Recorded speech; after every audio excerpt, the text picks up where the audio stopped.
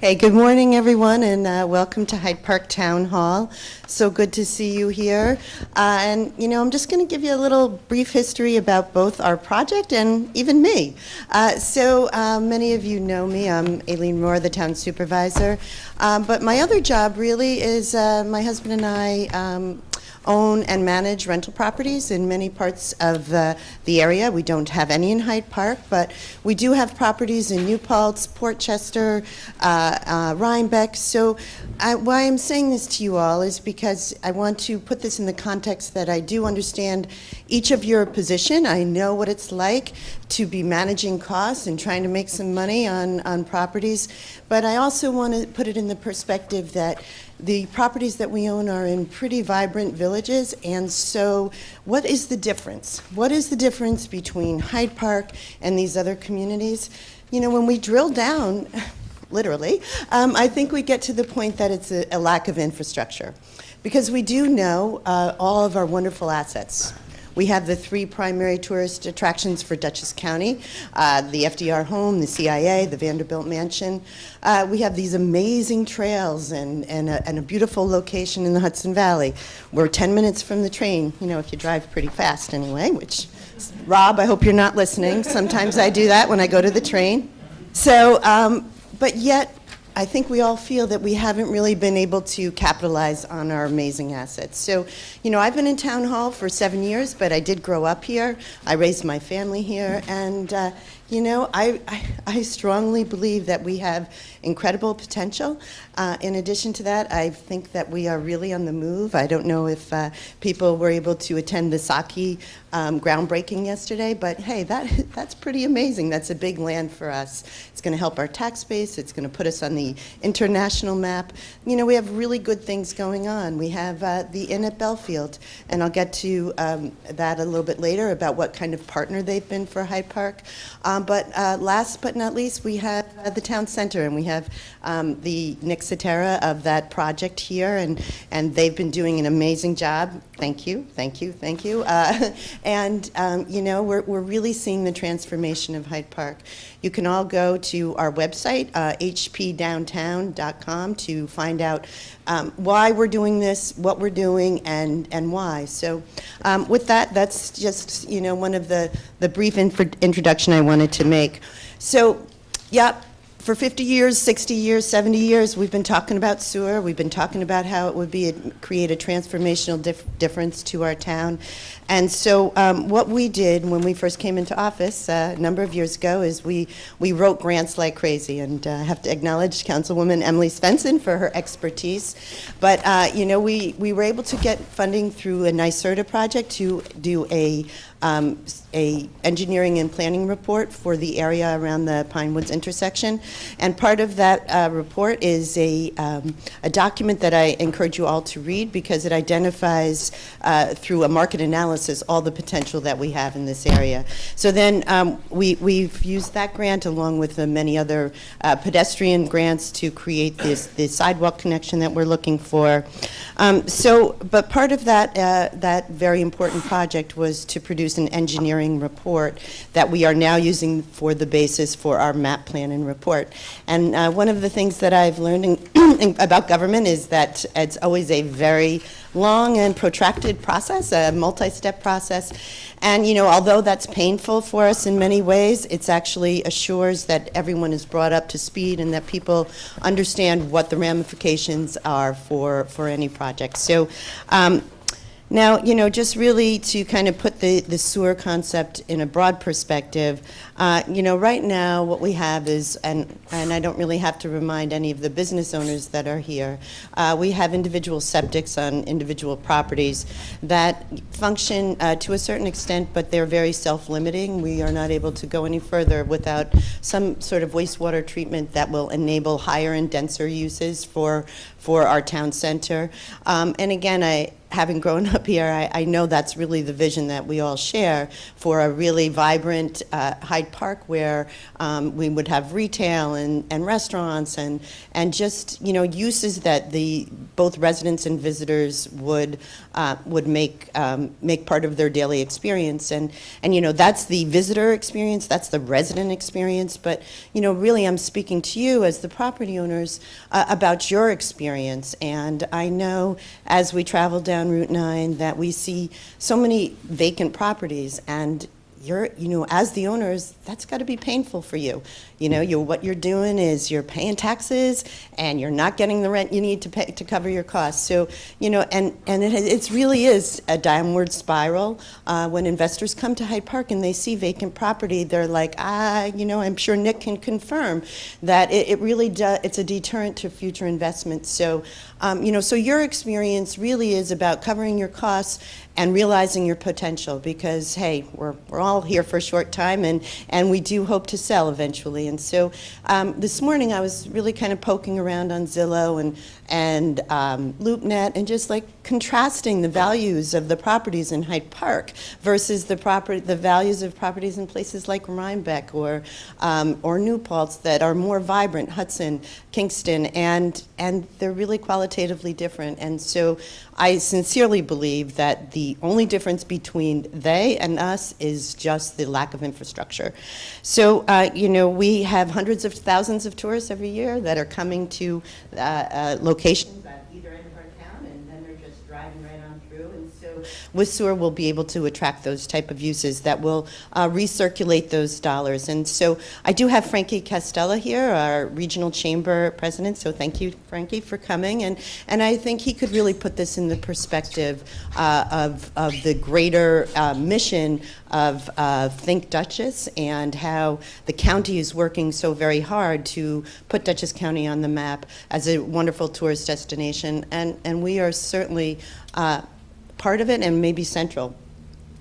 So just to bring you up to speed, and then I'm going to pass this off to our wonderful consultant, Mary Beth from Delaware Engineering. You know, I just wanted to talk a little bit about how the project has moved forward. So, you know, with any major project, you have the plan, the infrastructure, this is what you're going to build, this is how you're going to build it, and this is how much it's going to cost. And that is what we've done over the last number of years. But the other very critical part of this is finding the funding that will make this project affordable for you. And we have been very hard at work at that. And I think Mary Beth will attest to how unusual it is that projects are this well committed even prior to the map plan and report process. So I don't think we have any Dutchess County representatives here, but you know, they kind of kick-started the project by awarding us $500,000 through the Dutchess County intermunicipal, I'm not sure exactly what, they have so many grant programs, but so they made a commitment to us of about $500,000. The New York State Economic Development, we applied for through the CFA, and were awarded $1.5 million for our project, and $2 million through Senator Sue Serena was committed to us through the New York State and Municipal Facilities Grant Program, and $1.25 million from Belfield as a contribution to the project. And so I should back this up a little bit, because I went right to the details of how much money we're bringing in, but probably want to know how much it's going to cost. So at this point in time, it's projected to be an $18 million project, and as I said, we've brought in these various sources for a total of $5.3 million.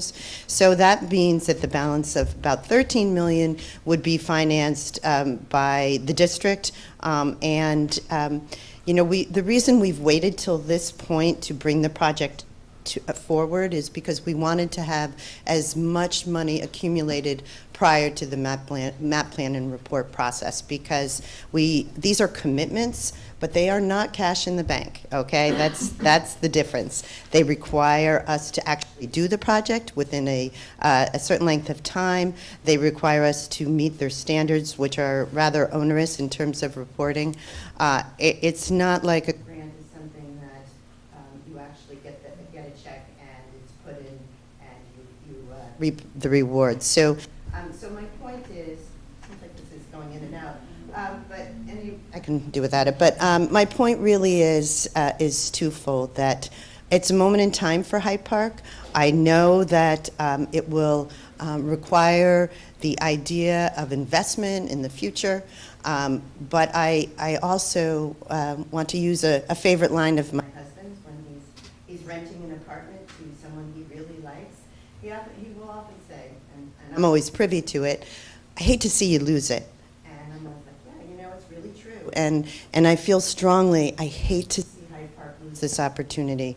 We know that we have had, it's almost become an urban myth.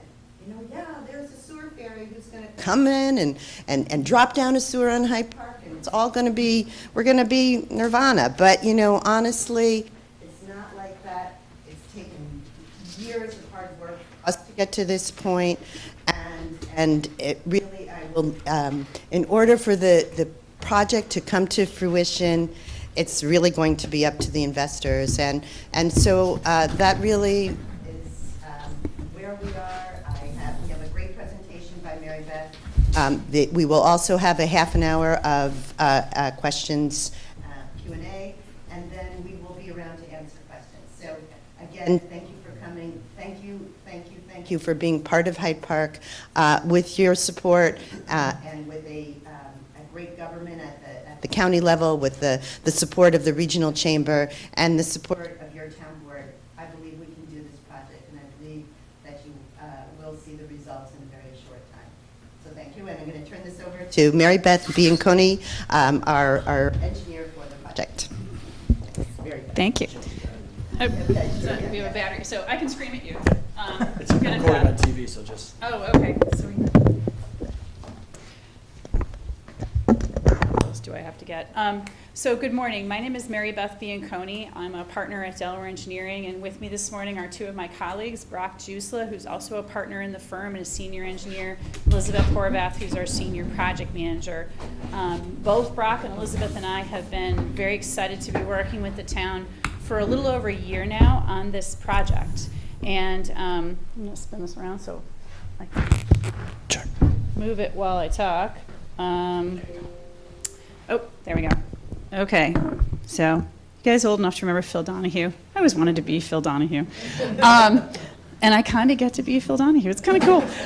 So really quickly, the supervisor did a great job of laying out where we are. I'm going to run through a couple of things really quick. Elizabeth's going to take us through some of the work that's been done to date and some interesting things about wastewater systems. Brock is going to go through the analysis that we've done to kind of figure out, okay, we say a sewer system, but there's a lot of things that could mean, and we've done a detailed technical analysis to get us to the point where we sort of figured out, okay, where can this be located, what kind of technology is reasonable to use, and those kinds of things. And then in the end, we're going to talk a little bit about, as the supervisor said, this process is a little bit like a slow-moving train. It's a whole bunch of cars hitched together, lots of things to do, and there's a lot of steps. So we're going to talk a little bit about next steps, and then we'll do questions. So really quickly, the supervisor kind of talked about this. We did this downtown initiative that was funded by NYSERDA. We were part of a team that was selected to look at that. We looked at lots of different things. We looked at the zoning in the area. We looked at, you have a public water system that's very robust. We looked at the lack of sewers. We looked at transportation issues in terms of pedestrians, parking, those kinds of things. And as the supervisor said, on the website, there is a very extensive report in a good way. There's little chunks, so if you're particularly interested in one thing or another, you can go to that and look at that. That took us about a year to get that completed. One of the things that the supervisor mentioned, and I do want to say this, is I've been doing this for almost 30 years, and it's very rare that we walk into a community that's looking at creating a district and they've already accumulated millions of dollars in funding. Generally speaking, we create the district, and then we end up looking for money. We're still going to end up looking for money, but it's very rare, and that speaks to the commitment of the leadership here and their vision. And again, we just don't see that in a lot of places, so that's something to be applauded. Actually, I'm going to turn this over to Elizabeth, and she's going to go through kind of what we've been up to. figure out how to make the remote control work, so I'll just push the button for you. Good morning. Thank you all for joining. I think that I will be brief here because both the supervisor and Mary Beth have already covered a lot of what I wanted to say. But some of you are probably aware that a couple of years ago, the town was very fortunate to receive about $160,000 in funding from NYSERDA. It was a Cleaner, Greener Communities grant. This is funding that, in this instance, the town used to look at the stretch that we're here to talk about today. The initial study focus area was that east side of Route 9 south of Pine Woods Park, where there are vast stretches of asphalt, and really the area has been in decline for a number of years. So this study was looking at how to create a town center neighborhood of vibrant, pedestrian-friendly, multimodal transportation, mixed-use development, where you would suddenly see a neighborhood develop where millennials and seniors and working families would be living. There would be retail, there would be hospitality, there would be restaurants, maybe there'd be a hotel, maybe the Culinary Institute would have a branch there. So this is what we were looking at, and we found that through the analysis that Mary Beth described, looking at transportation, looking at zoning, looking at a market analysis, doing meetings with stakeholders, doing an online survey where we got something like over 100 responses, we realized that with the advent of public sewer, we could end up with a neighborhood that looks like this, where all of a sudden you've got plazas, you've got a relocated library, you've got retail on the first floor and market rate apartments on the second and third floor, maybe a hotel, maybe a bigger apartment building. So the vision of what that area could be was here, except for the advent of sewer. Now, when we talk about public sewer, if you're like me, before I joined Delaware Engineering, my idea of a wastewater treatment plant was noisy, stinky, ugly. I don't want that anywhere near me. Well, it turns out that times have changed, and my idea from the 1970s is not what a sewer treatment plant looks like these days. So just a couple of examples. This is in the town of Wyndham. That's their wastewater treatment plant. Village of Fleischmann's. This is their wastewater treatment plant. It almost looks like a hotel. The Meadows at Dean's Corner, another example, and a last example, Kent Manor, their wastewater treatment plant. So just to disabuse you. Now I know that, Emily, you had gone on a wastewater treatment plant tour. I'm sure we could make that available to any of you who are interested. But it's actually quite surprising to go and visit these facilities. They're state-of-the-art. They look great from the outside, and they're not stinky, and they're not noisy. They're actually really sophisticated, functional systems. So, but I want to turn it over at this point to the person who actually designs the collection and treatment systems, Brock Jusla, another one of our partners, and he is going to talk to you a little bit about the study that we did, the analyses that we performed to try to understand how sewer could be brought to the town of Hyde Park and where we've ended up. Thank you, Elizabeth. I'm going to come over here because I'm not standing in front of you. Okay. So next slide. So to look at as part of the overall town center study, we looked at a variety of options for wastewater treatment. We expanded it to, we expanded it to just the town center, and we expanded it outward to encompass other areas as well. So the first option we looked at was wastewater just in the town center.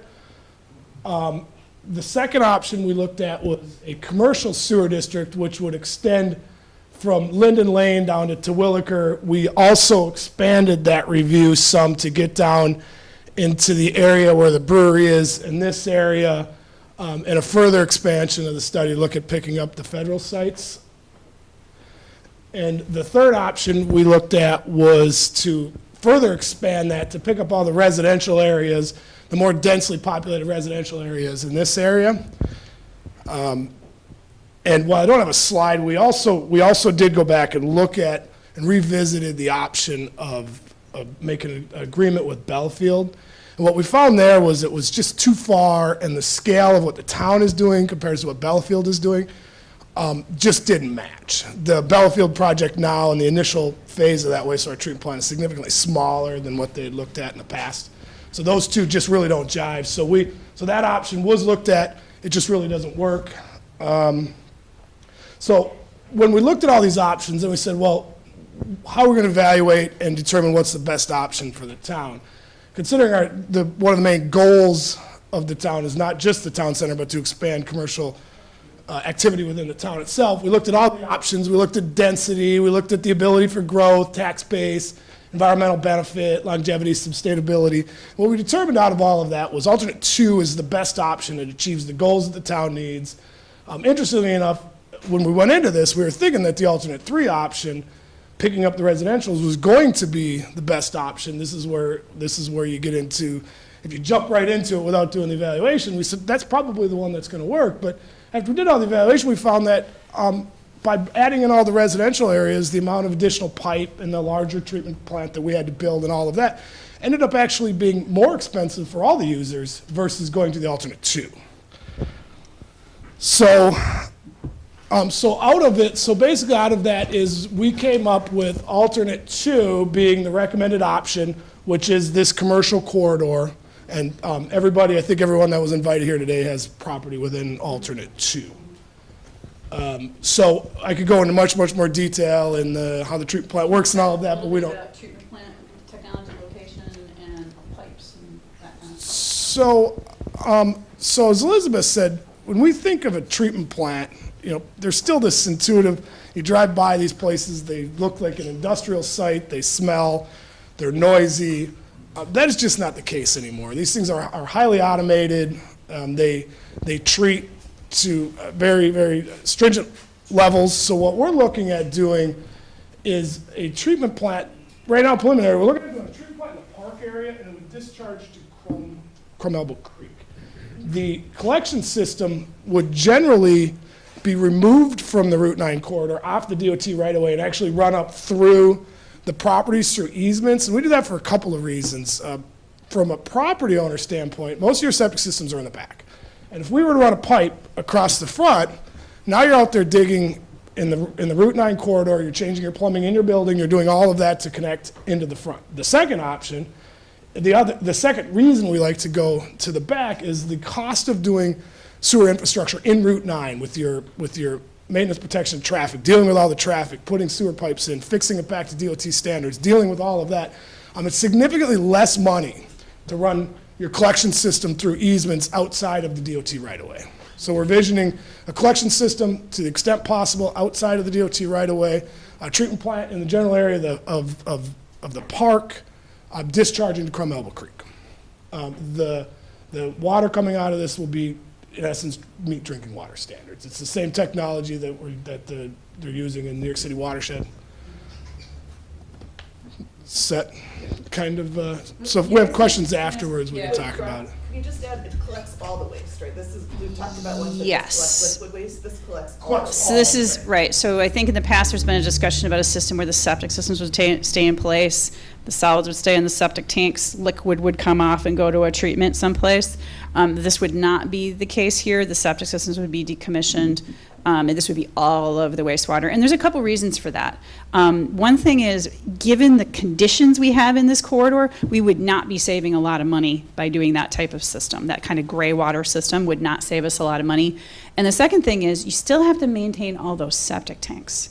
And we've seen that technology used in other places, and that maintenance has become kind of an issue for communities as they've gone along, because either the property owner is responsible for it, but remember, now it's connected, instead of just being on your property, it's connected to everybody else. So somebody fails to maintain that, harms the integrity of the entire system. So if a community takes that over, which can be done, now we have issues of access and a whole bunch of other things. Plus, frankly, if you get rid of your septic system on your property, you now have more land to do stuff with, which is valuable. So yeah, it's a treatment plant that would receive both the liquid and the solid waste. And you guys can ask Brock all kinds of detailed questions here. We're going to get through this real quick. So next steps, and this is actually, we're almost at the end. And then we can do questions. So next steps, as we said, this is sort of like a slow-moving train. We actually have our little train up here. We are at the point of creating a map plan and report. And the supervisor mentioned this before, and for some folks that may be familiar, for others, not so much. So we're in a town. People are probably aware of that. And we're talking about creating a service for a certain area of the town. There's going to be a whole bunch of the town that's not going to be in this sewer service area.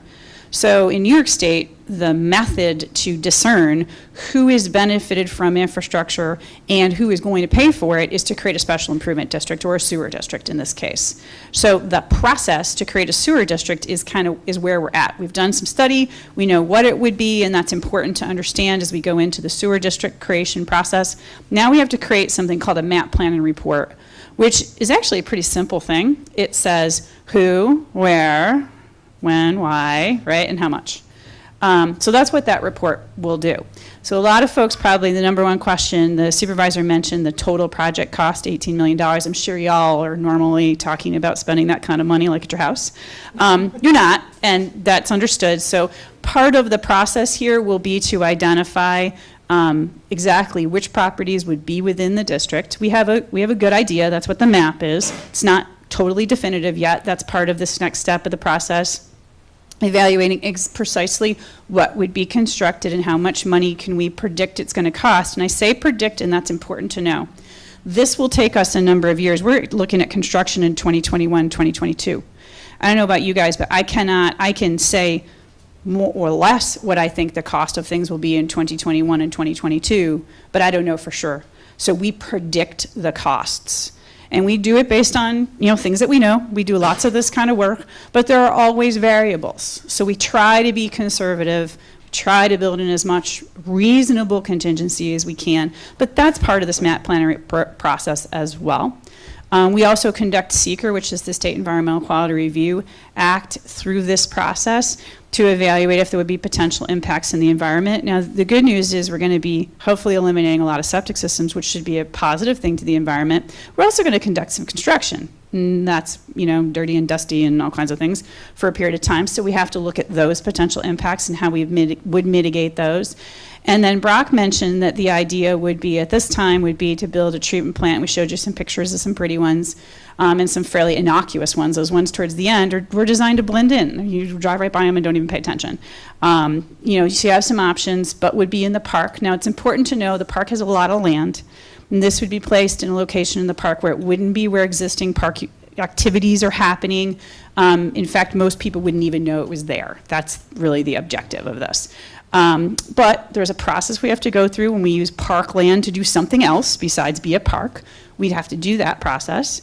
And in addition to that, we're talking about discharging water now, albeit it'll be very clean water, but into the Crum Elbow, and the Crum Elbow is a sensitive water body.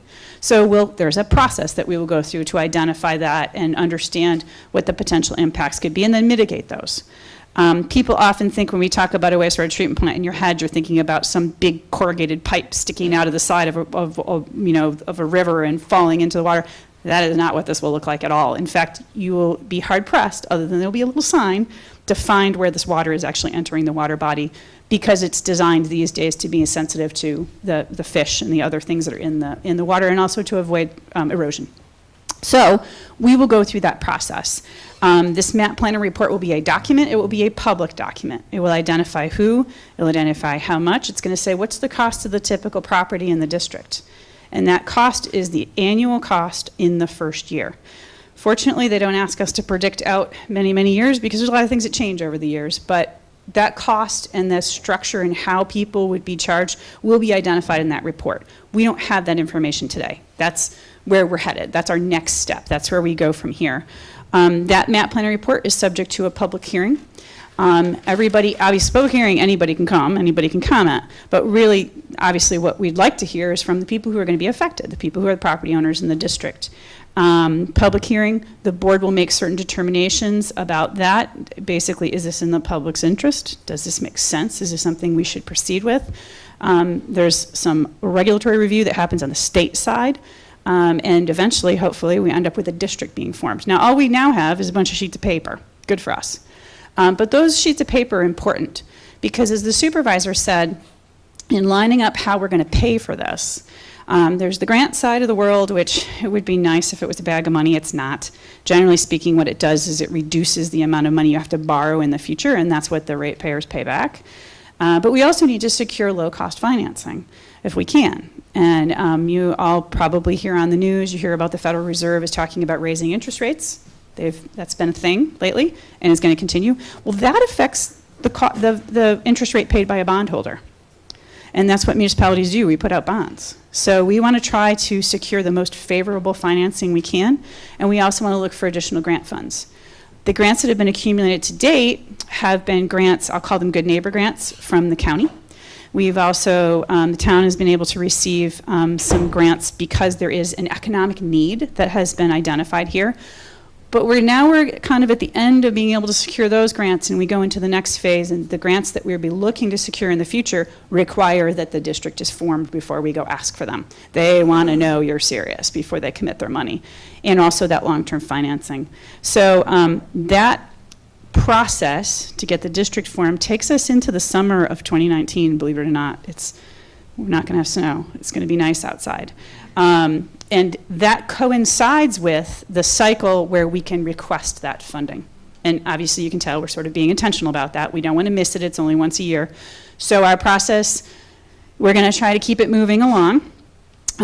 Once we've got the district formed and we've secured some financing, then we can begin the design process for the project. And in that, there's a lot of details to be done. Brock and his staff will be very, very busy.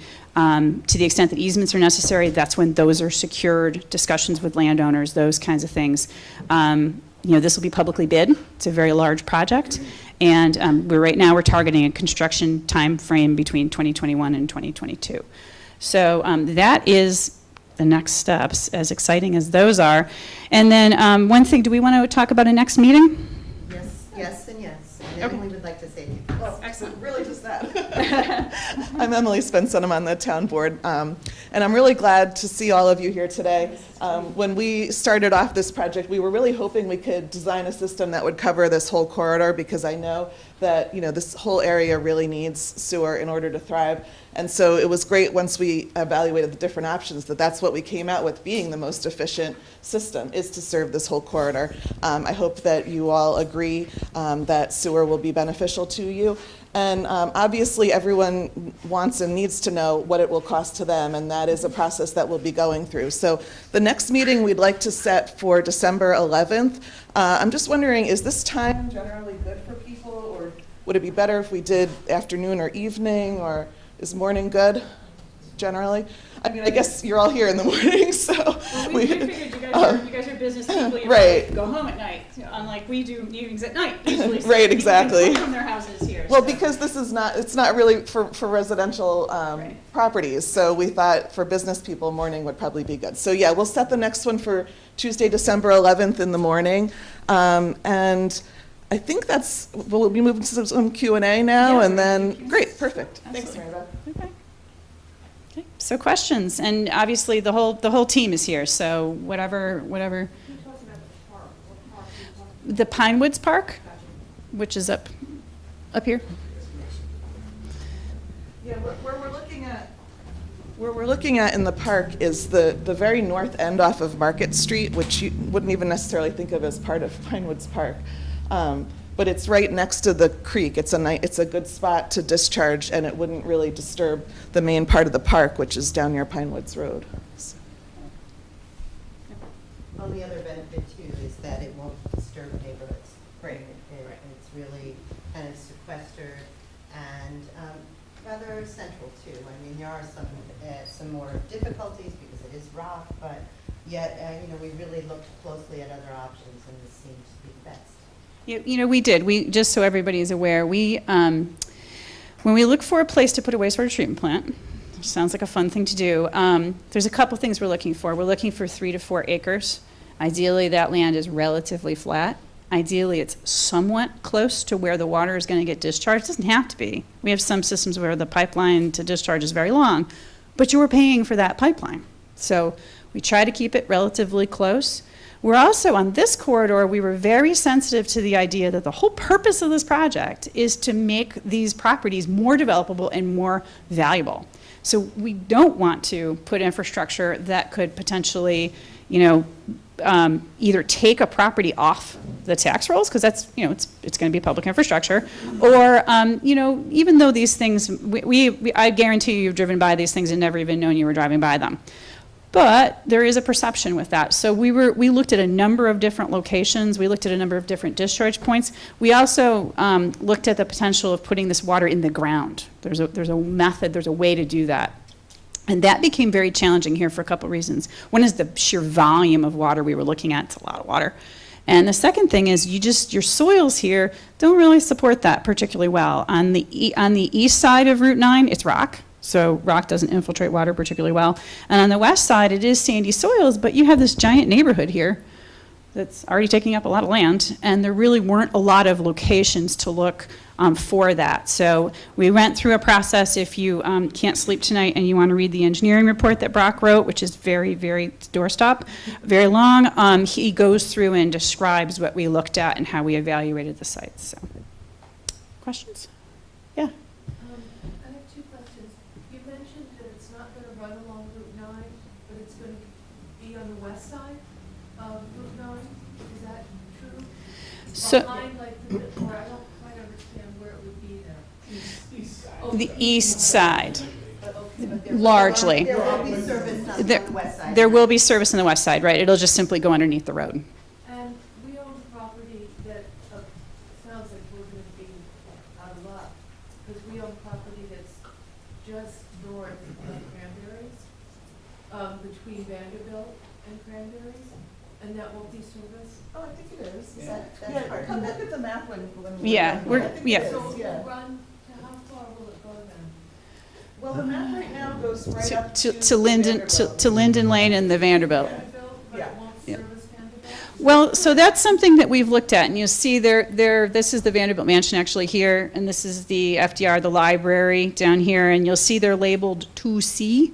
So what we did was, and when you build one of these systems, kind of like building a house, you have to build the foundation first. If you start with the roof, you're out of luck.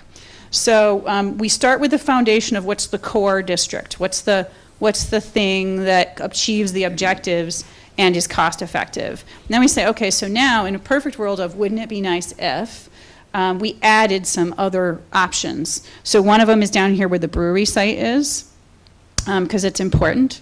Another one would be the 2 federal sites. And they've expressed some, we'll call it some degree of interest in potentially getting out of the sewer business. Now, obviously, they're federal sites. They can't be part of a taxing jurisdiction, but they can have a contract with the town to treat their wastewater, just like they probably have a contract with somebody to plow their roads or whatever. So these would be in addition to the district. They don't need to be there, but they could be there. They would contract. They would contract, and all of the costs to get their wastewater into the town system would be paid for by them. And Mary Beth, you kind of skipped over the reality, which is that they couldn't be taxed.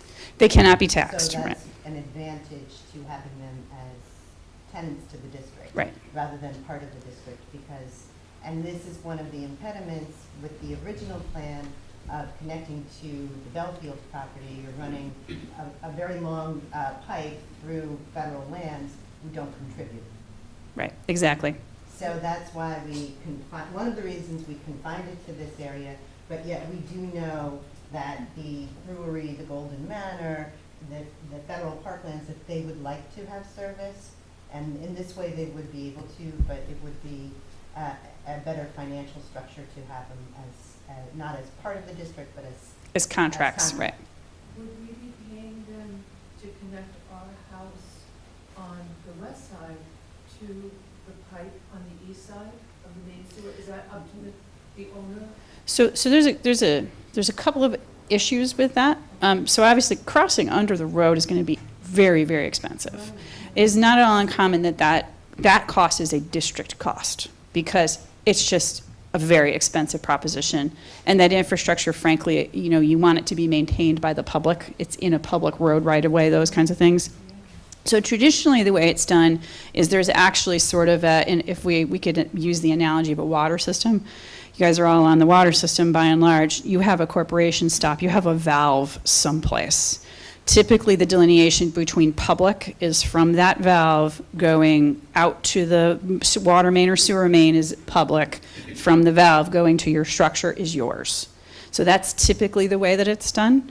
One of the things that and there may be some cases where that's not true. We have to get into a lot more detailed engineering and look at, the way we do this is we literally look at every single building. We will, if we get far enough in the process, you're going to get a little map of your property. It's going to show whatever structures are on your property. And you're going to be asked to get creative and get out a pencil and draw where does your sewer pipe come out of your basement now and where is your septic system. So that we get a better understanding of, oh, okay, if we put a pipe over here, that's really close to everybody, so it reduces your cost to connect. So that back to that whole, we don't want to be in the highway right away. It's very expensive to begin with, but it also would cost property owners a lot more money to connect, because now you got to reconfigure the plumbing in your basement so that that sewer pipe that presently goes out the back of your building has to now come out the front of your building. That gets expensive fast. So we try to avoid those kinds of situations. I think it's also important to realize that even though the main pipe would be on the east side, there could be some other sections on the west side to pick up a number of properties on the west side and then bring that waste over to the main pipe. So it wouldn't have to be that each property crosses Route 9. That's correct. Yeah. Oh, I see. Yeah, and that's we're unfortunately far away from those details, but know that the way we design the system is intended to make it functional, but also reduce its cost to the users. And sometimes that's reducing the cost of the main, sometimes that's reducing the cost of your connection. We try to do all of that, but that's in that design phase, if we go back one, which is happening in 2019, 2020, so we got a little ways to go. Are people required, like, by law, if, let's say they own property on Route 9, are they required by law to connect into the sewer, or if they chose to keep their septic? Good question. How does that work? So one of the things that will be embedded in this process, and it usually happens during that design timeframe, is the town will be adopting a regulation to govern this sewer system. Because now we have this public, just like there's a highway law and there's probably, you guys probably have a water law that says when you connect, this is what you got to do and you got to pay a tapping fee and whatever. The town will be looking to adopt a regulation to regulate the sewer system. Those kinds of issues will be covered in that document. I will tell you that the state has a very good model document for this purpose that we use quite a lot in communities because it covers everything that you can possibly think of because the state wrote it. So generally speaking, the way this works, I'm going to say generally speaking, these guys, this board will make a decision. But just so you have some ideas, generally speaking, if your property is within a certain distance of a sewer main, you're required to connect. Now, is there a sewer policeman out there in the world who's going to come hunt you down? And, probably not. But the other part of this, and the part that usually becomes more important to people, is that when the board forms that district, they're going to make a finding that says that every property that's inside the line is benefited by the provision of public sewers. And by definition, by being benefited, you're going to pay at least the debt service portion of the cost of the system. And that makes sense if you think about it. Even if you don't connect, just simply by having access to sewer increases the value of your property. You may not need it today for whatever you're doing, if you have a vacant parcel or whatever, but you want to sell that property and you say to somebody, hey, you can put in 20 feet of pipe and connect, that has value. So generally speaking, and again, this is a matter of public policy that the board will address down the road, but generally speaking, you're going to pay a chunk of the debt service. Most of the time, the regulations will say if your property is within, and then there's usually a limit, like 200 feet or 100 feet or whatever it is, you're required to connect. I will say we do a lot of these systems. We've just finished a very rural one in Catskill. If you get off the Catskill exit of the thruway, exit 21, that whole area, both directions, was on septic systems until this year. So we spent a couple years building a system. They are mostly residential. We were told no one's ever going to connect, and the town actually had to hire extra staff to administer all of the connections. There's about 1,160 connections. Because while people pretended like they didn't want to do it, they really did. It's because it increases the value of their property. In that case, a lot of people were trying to sell their houses, and they couldn't sell their houses because they couldn't demonstrate that they had a functioning septic system. So being on public sewer instantly made their house more valuable. So.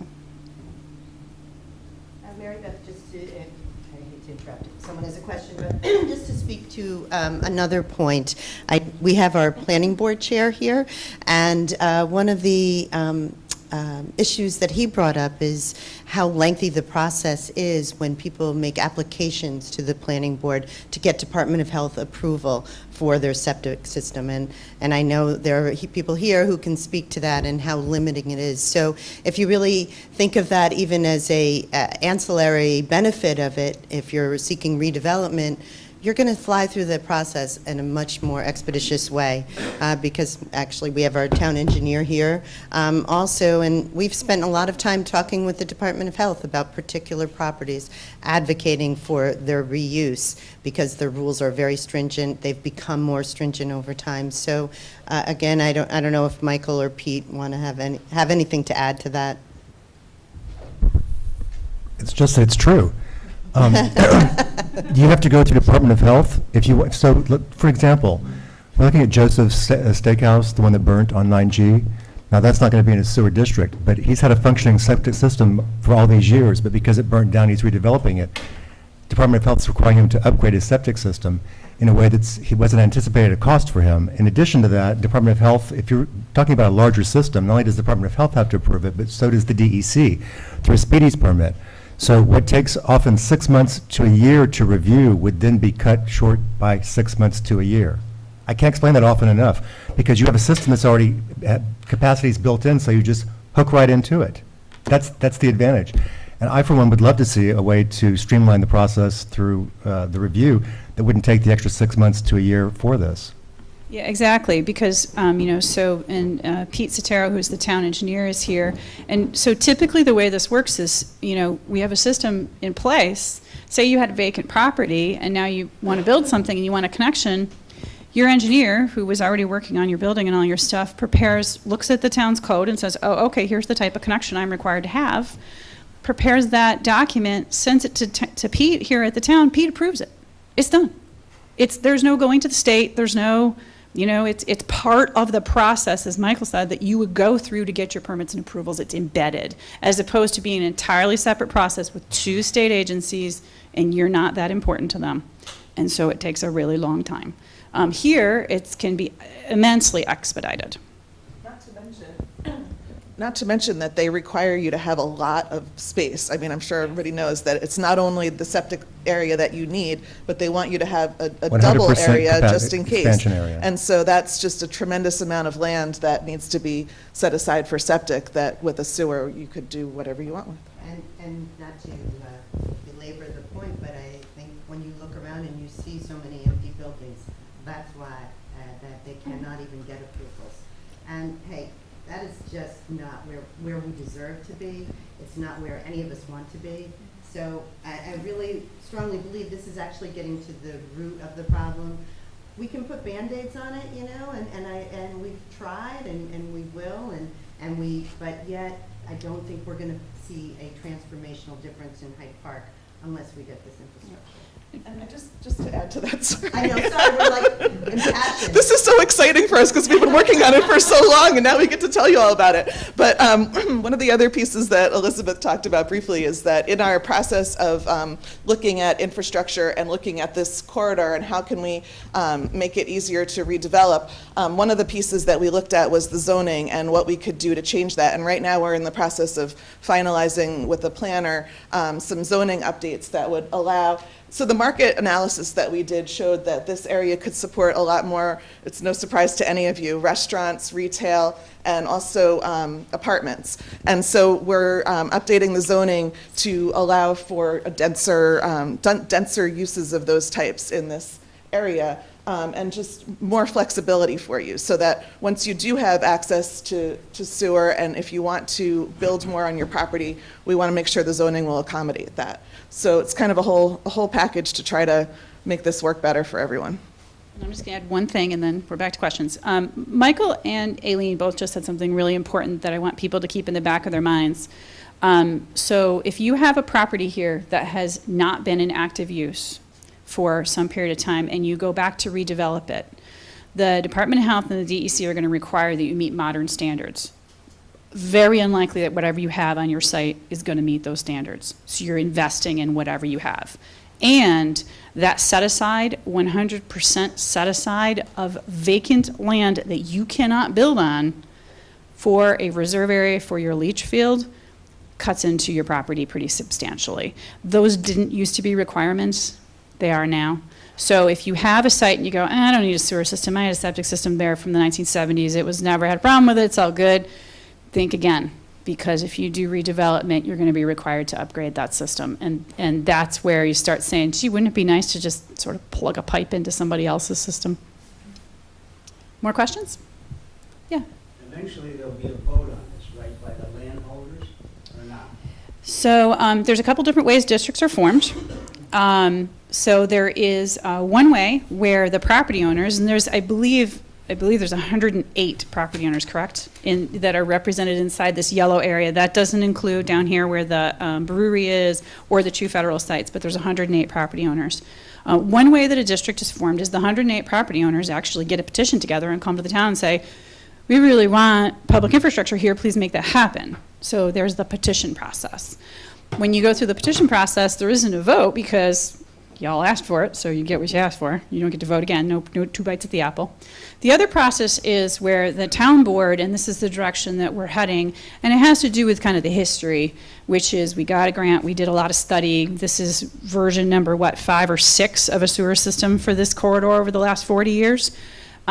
So lots of studies, kind of at a point where we're going to stay away from more studies and make it actionable. So the town can say, listen, we've given it all this consideration, we've done all of these things. One of the things about that petition process is you'd have to hire an engineer as petitioners and get them to do all of this stuff and walk in the door to the town and say, not only do we want you to do this, but oh, by the way, here's the answer. Here's that map plan and report. I don't know that we're going to get 108 property owners and the cost and all those things, but the town is doing that on your behalf. So that's kind of a nice process. In that process where the town does that on your behalf, as I said, there's this map plan report, outlines who, what, where, the costs, all that good stuff. There's a public hearing. After the public hearing and after seeker is done, the town board will look at the record, look at the comments that were made during the public hearing, either say we need to adjust or change the district to reflect those comments, or nope, we're good, because they're going to make a finding. It's a little confusing. They're going to make a finding that says everybody within the district is benefited, everybody outside the district is not benefited. And they have to do that very consciously. They have to know that this is really the right thing. Once they make that determination is subject to permissive referendum. So permissive referendum would be where the people within this district, and every property is one vote. So even if you have, say, a corporation that might have 5 shareholders, it's one vote. 5% of these guys can get together and say, we'd like to vote on this. And they would put together a petition and send that, and there's a legal form to do that, send that to the town and say, we want to have a vote. And if that happens, then there's a vote. If that doesn't happen, if everybody's gone through this process and seen what the town has done and come to the public hearing, this is a very transparent process. There's no secrets. And everybody says, well, you know, I think we all support this. We all think this is a good idea. Then there isn't a vote. So that's the process. It's not a requirement. It's a, hopefully if we've done our job, we will have explained and answered the questions and shown why there's value in this. And there won't be a need for a vote in that way. The vote will be, come on, let's get this thing moving. It takes forever. So that's the process. Yes. You mentioned there's a minimum requirement, or if you guys decide on a requirement on the minimum footage from the line to connect. The zone, what about the adjacent properties? Like, for example, you have one on 9, or right off behind your residential behind it. If we would want to get those properties on and it's outside the zone, is there any way to tie into it? Yeah. So ideally, so right now, you know, how we came up with this map is we looked at, first of all, we used real property information. So there's this whole database out there of all the tax information for every property in the state.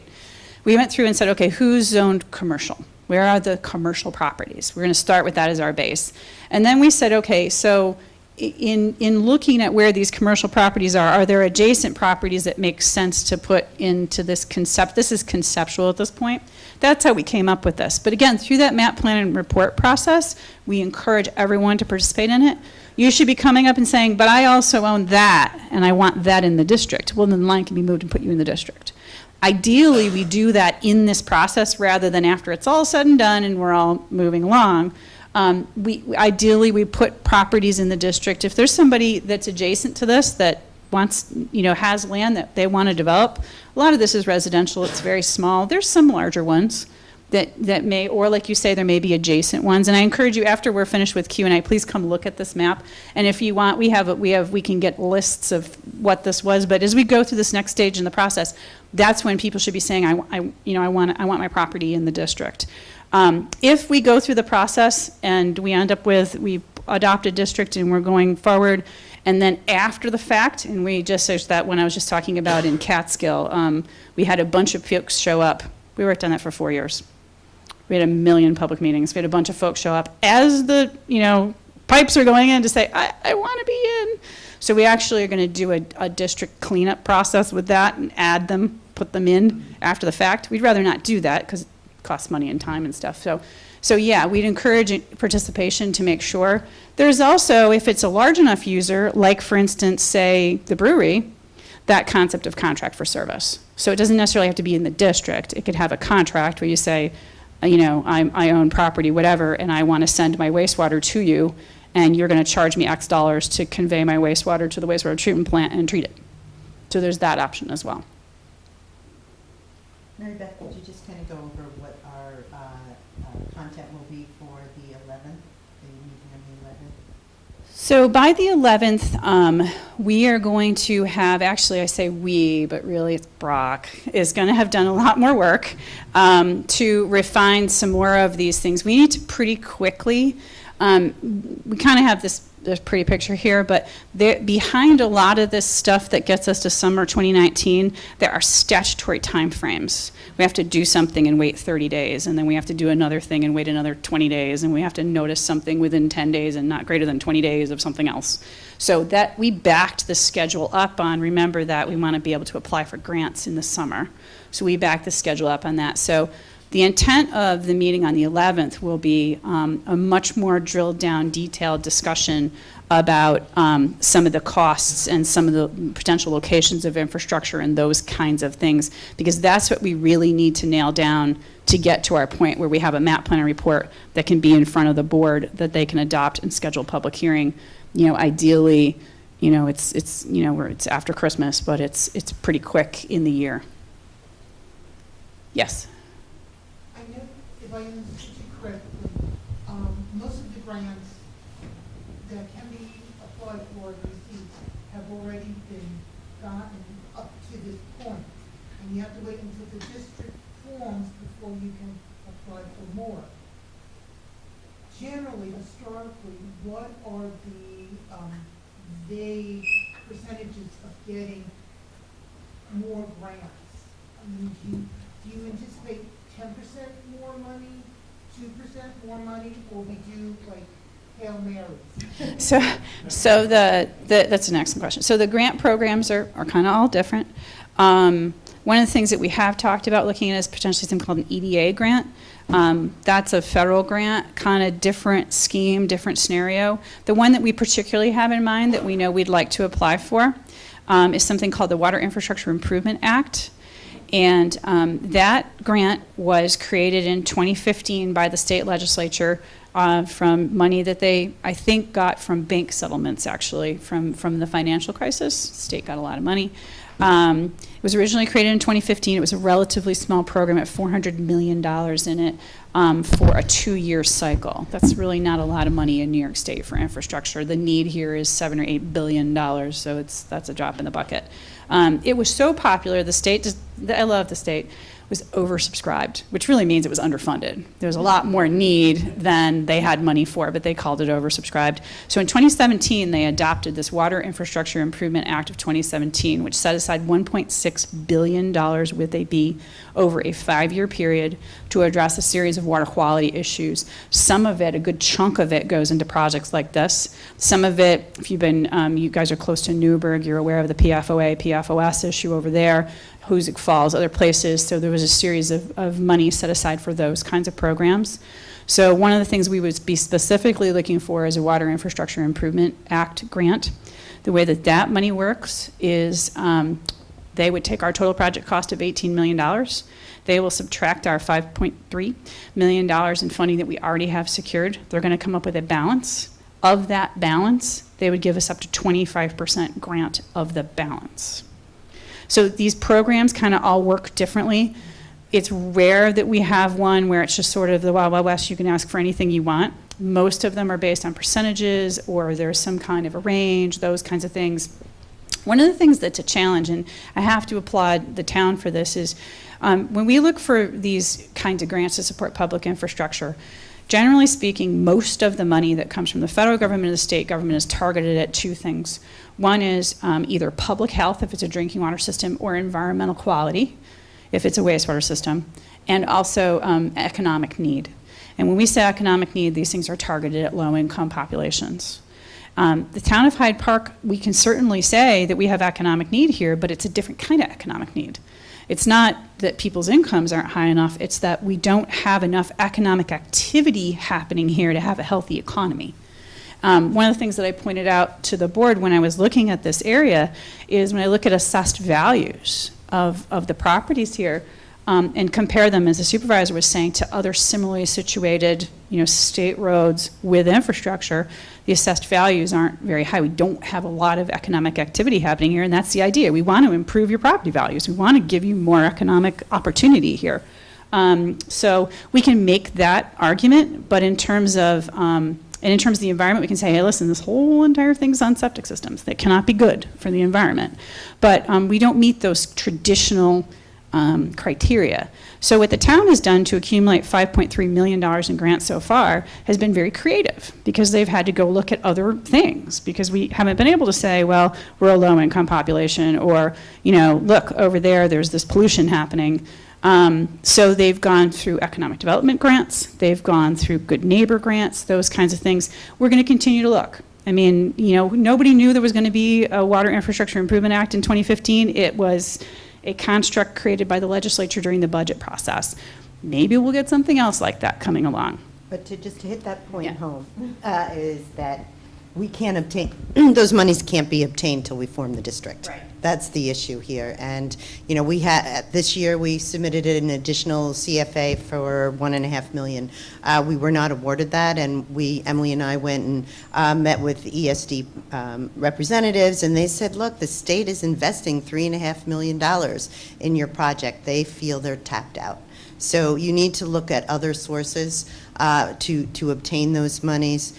But we've really explored them, and as Mary Beth said, and it's feedback that I receive on a regular basis, well, why aren't you getting, the rural development monies? Well, because we're 22,000 people. Why aren't you getting the monies designated for, other income-based things? Well, surprisingly, Hyde Park's income exceeds it. And again, we have a water system that services this area, so we don't have a water quality problem. So really, we have explored every avenue we feel until the district is formed, and then we can go after those other monies. And Mary Beth mentioned the federal monies. We've met with individuals there, and they've encouraged us to come back when we get it formed, because why do they want to commit their funds if they don't even know that the property owners are committed? Is essentially where we are. So that's why we're eager. The way I feel is that we have all the information we need, and let's move through it pretty quickly, make sure that we can get to the point where, yes, this is a go. Well, that's really the reason behind this timeline. We had a little lag here because we're funding this next phase through a grant also. The work that Mary Beth and Brock and Elizabeth are doing right now to do the engineering and the map plan and report, that is also through a county grant. So we had to go through the process to get that moving. So now that we have that underway, we're really trying to get to district formation in time to apply for the water infrastructure improvement cycle that will be next summer. Really hate to miss that cycle. So that's kind of why we have an aggressive timeline here and want to keep the meetings moving. And just, I know it's a little repetitive, but these grants are not in the money in the bank, and if we don't act on them, they will go away. And so it is a moment in time, and thank you all for coming. We'll be here for a little bit of time, and anytime you want to call or email or stop in, be happy to talk with you about it. I just wanted to point out that Dave Ray and Joe Marine, who are also town board members, are here, and Pete Sotero is the town engineer.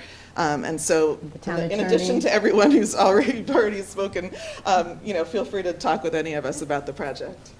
Yep, and I did bring some supervisors' newsletters here on the table, which I know a lot of people don't know all the things that are going on, so I really try to keep people updated. So you can put this in the total perspective of, really, it's a dynamic time for Hyde Park, and it's just good to know all the other details. So.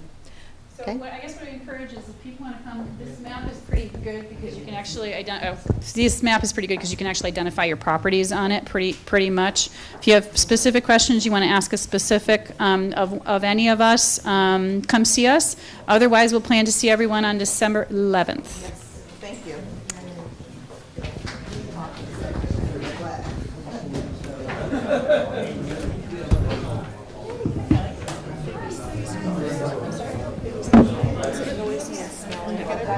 I've got a